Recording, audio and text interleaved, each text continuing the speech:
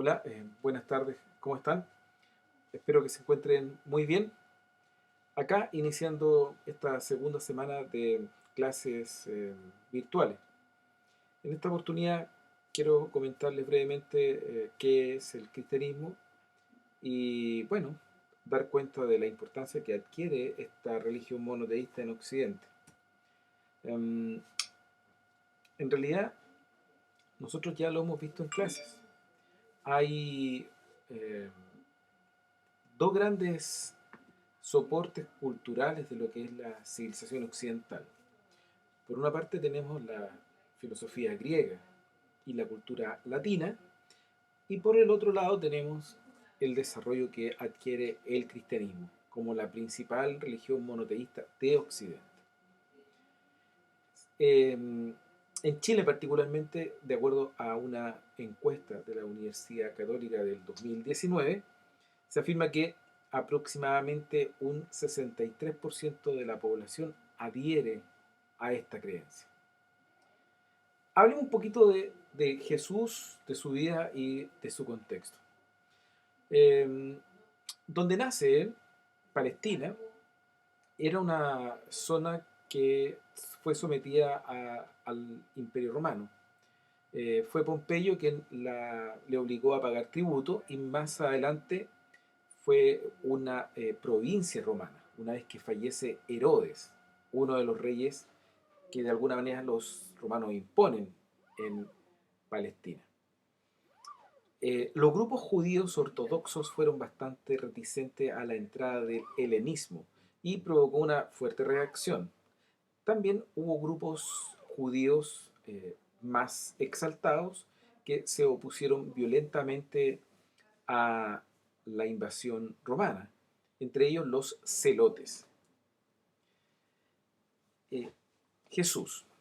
Bueno, en torno a la figura de Jesús, indudablemente hay una gran cantidad de especulaciones. Sin embargo, nosotros nos vamos a remitir a la más usual, que habla acerca de su vida que transcurre en Nazaret, en Galilea, y que sitúa su nacimiento aproximadamente a 753 años de la fundación de Roma, en la localidad de Belén. Luego se habla de su aparición, ¿cierto?, después de un periodo de adolescencia y juventud del cual no se tienen noticias, hacia los 30 años, donde es bautizado por Juan el Bautista, y a la muerte de Juan, que es el primo de Jesús, Jesucristo comienza, ¿cierto?, su peregrinaje acompañado de los apóstoles, ¿no?, o sus discípulos. Um, ¿En qué consiste el mensaje? Nosotros queremos centrarnos en esto porque esta no es una clase de religión, sino que es para que entendamos cómo el cristianismo logra tomar la posta cultural del Imperio Romano en Occidente y se transforma en un verdadero administrador de lo que era la cultura en aquel momento. ¿Mm? Estamos hablando de el fin del Imperio Romano en Occidente, ¿Mm?, siglo V después de Cristo. Esta religión es monoteísta, cree en un solo Dios que se manifiesta o que tiene una Trinidad, tres personas, Padre, Hijo y Espíritu Santo. En Él todo tiene su origen y todo llega a Él. Es alfa y omega, principio y fin. Eh, Dios, desde su infinita bondad, crea el mundo y además envía a su Hijo para la salvación de los pecados.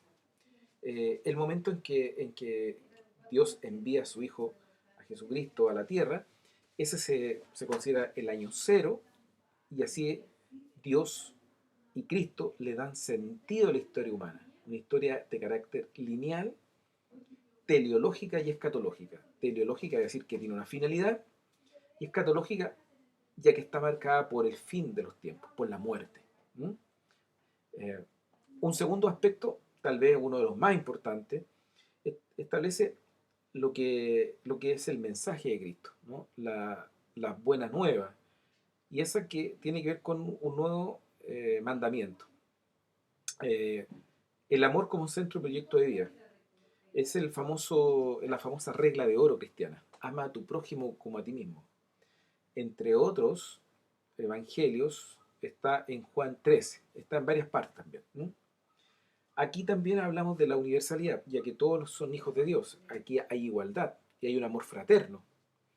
El discurso de Cristo apuesta a la salvación y a la vida eterna, ya que considera que el paso por esta vida física es transitorio, es efímero, y la verdadera vida es de carácter inmaterial una vez que el alma se separa del cuerpo. ¿Mm? Hay un quinto aspecto, amor a la pobreza y desdeñar el poder. Cristo generalmente se rodea de personas vulnerables, con existencias precarias, perseguidos, pobres, prostitutas, y es porque Él entrega su mensaje a aquellos que se encuentran desamparados. Eso lo manifiesta en el famoso Sermón del Monte, también conocido como el Sermón de las Bienaventuranzas, que está escrito en el Evangelio de Mateo 5. Bienaventurados los que tienen sed de justicia, porque de ellos será el reino de los cielos. Así reza uno de las oraciones de este sermón. Eh, en un séptimo aspecto, podríamos afirmar que él ordena a sus apóstoles a dirigirse a distintos lugares llevando esta buena nueva. Y la misión, bueno, es fundar el reino de Dios. El reino de Dios que no es político y que consiste en plasmar todos los elementos anteriores en una nueva relación entre las personas, ¿no? Marcado entonces por el amor a los otros hombres. Y esta fe, este mensaje, bueno, se va a propagar en casi todo el imperio. Tras la muerte de Jesús, los apóstoles se van a dirigir a distintos lugares. En primer lugar van a estar en Palestina, pero luego van a dirigirse a comunidades no judías, es decir, gentiles. Uno de los seguidores más importantes será San Pablo. Él era un ciudadano romano que se dedicó a llevar el mensaje de Cristo a distintas comunidades en Asia y Asia Menor. Usó cartas, usó distintos documentos donde explicaba en qué consistía esta buena nueva.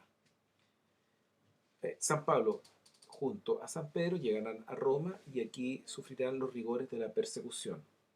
Se afirma que tal vez fue Nerón quien los ajustició, ya que consideraba que sus palabras contradecían a la religión pagana a la cual Nerón adhería.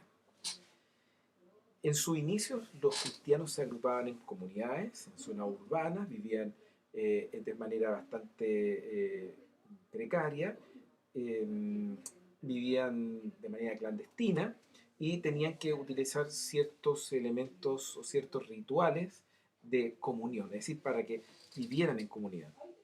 En esos momentos se denominaban asambleas, es decir, eclesías o iglesias. Y recordaban a Cristo llevando a cabo ritos que él utilizó antes de morir. Por ejemplo, la Eucaristía. A comer el cuerpo de Cristo representado en el pan y ver su sangre representado en el vino. La iglesia en la antigüedad estaba organizada de la manera jerárquica. En primer lugar estaba el Papa y luego estaban los obispos, ¿sí? Eh, Estos obispos, que significa el que vigila, era el jefe supremo de la diócesis, es decir, en cada ciudad. También estaban los clérigos. Había un clero regular, constituido por monjes frailes y presbíteros, algunos de ellos un poco más de edad, que son los que celebran la palabra de Cristo y practican los ritos y el culto. También hay un clero secular que está constituido por diáconos, quienes administran los bienes, y por presbíteros diocesanos, es decir, que pertenecen a una diócesis y que administran también del punto de vista eh, económico y religioso a una cierta cantidad de población. La Biblia cristiana, que es el texto sagrado, unifica el Antiguo Testamento, que hace referencia, ¿cierto?, a los profetas judíos, con el Nuevo Testamento, constituido por los 4 evangelios, Marcos, Mateo, Lucas y Juan, más una serie de cartas y libros escritos por San Pablo y San Juan. Esa es la Biblia cristiana. Para ir finalizando, ¿cómo triunfa el cristianismo? Bueno, ya lo hemos dicho en clase. Constantino establece este famoso edicto de Milán, el 313, en donde establece la tolerancia al cristianismo y comienza, ¿cierto?, una pequeña, no sé si pequeña, pero sí comienza a privilegiar la propagación del cristianismo. Recordemos, ¿cierto?, la batalla del puente Milvio, en donde se hace relación a el momento en donde Constantino se convierte al cristianismo. ¿Ya? Después tenemos, ¿cierto?, el concilio de Nicea, el 325, en donde se va a condenar a una herejía, según los cristianos de la época, que es el arrianismo. Arrio era un presbítero de Alejandría que afirmaba que Jesús no era Dios, sino que era un ser creado por Dios y por lo tanto no existía siempre. Bueno, esa corriente arrianista fue eliminada en este concilio de Nicea, en donde se establece la Santa Trinidad, Padre, Hijo y Espíritu Santo, y se adopta la filosofía de Platón, este filósofo de Atenas. Hay un momento también donde los romanos intentan volver al paganismo. Aparece aquí Juliano el Apóstata. Pero esta intención es infructuosa. Luego viene el emperador Teodosio, que en el 380 hace al cristianismo la religión oficial del imperio. Va a poner en prohibición, ¿cierto?, a los cultos paganos de ahí en adelante. Finalmente, creo que hemos hecho un vistazo muy apretado de lo que el cristianismo es o cómo se constituye en la antigüedad. Los invito a que por favor lean esto que está acá y respondan estas 5 preguntas.